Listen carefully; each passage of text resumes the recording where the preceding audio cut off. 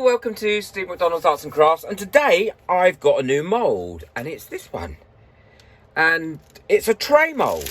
It comes with two sets of handles, but I'm not too worried about those handles because you can get handles anywhere on the internet, Home Depot, anywhere like that, and that you can put on this. But what I am interested in is this mould, because trays are very, very popular at the moment, and you can make trays really with anything in mind. So you can make Christmas trays, or you can just make normal trays to take things in and out of. Now, I'm going to make a tray today using this, but I'm going to be using heat resistant resin just in case I want to put something warm on this tray. Everything I use today, I will put the links in the description that you can click on and go straight to it. So if you can't find this mold, just click on the link and it will take you straight to it. And it's actually very reasonably priced. I was quite surprised. Don't forget, if you like my videos and you don't want to miss out on any videos coming up, then hit that subscribe button and the like button, because that really helps my videos to get out there and it keeps encouraging me to make more. I really do appreciate it. So I've decided to do something that's quite unusual for me, and that is I'm just going to do a black and white pour. I don't do black and white very often, but it can give some really nice pours. So I've mixed in my resin, the opaque black pigment, and again I'll put the link to this in the description. And all I'm going to do is just pour that into this tray to start with. And then what I'm going to do is I'm going to let this sit for about 5 or 10 minutes before I go over with my white resin. And it's going to be quite an abstract picture, because what I want it to do is I want it to just firm up a little bit before I put the white in it.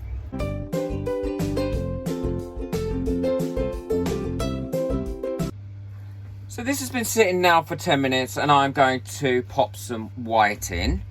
So I'm using my pipettes. I've been using these a lot lately.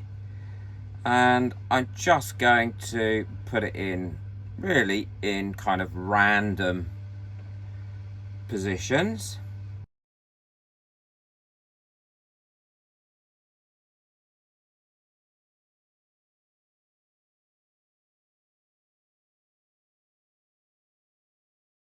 Okay, there we go. I think that'll be enough now in there.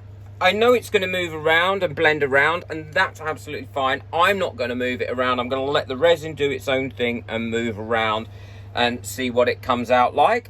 This is cured now, and I don't know if you can see, but I actually messed this up. There's a ridge here, and that ridge is there because I had this curing, hadn't realised, and there was a bit of board underneath it that I'd used to move, and this had come off the edge of the board, and so it wasn't laying flat. So what I'm going to do is put a flood pour over this to level it off.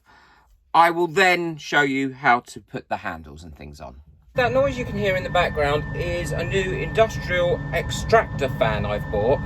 It's actually not that noisy in here, and it's designed to pull out all the toxic fumes from things like soldering and resin and things like that and filter them. So there we go, that's now nice and level after I put that flood coat on it. So let's take this out of its mould.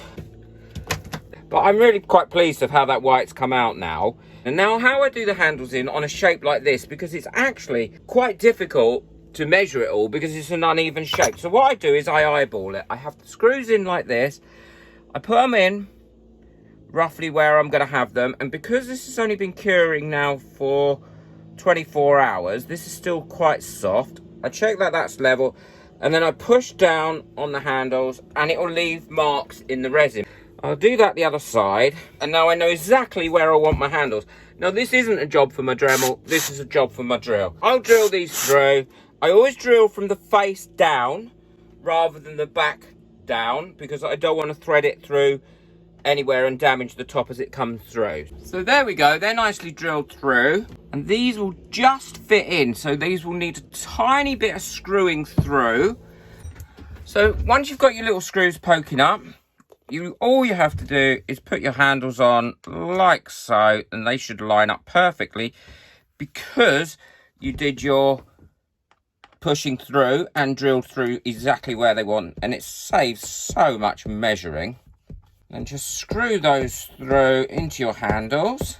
There we go, that's all come off really nicely now. I think that's a nice little tray. I think it's come up really, really well. The handles work on that quite well. You could put any handles on it because it doesn't already have the handle holes in it. You have to drill them, and I think that's quite useful. If you want to put little feet on it, you can.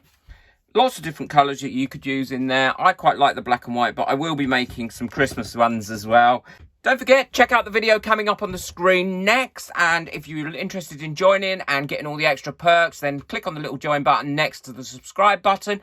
And that will tell you all about it without any obligation. Please like, please subscribe. Have fun. Enjoy your resin. Bye.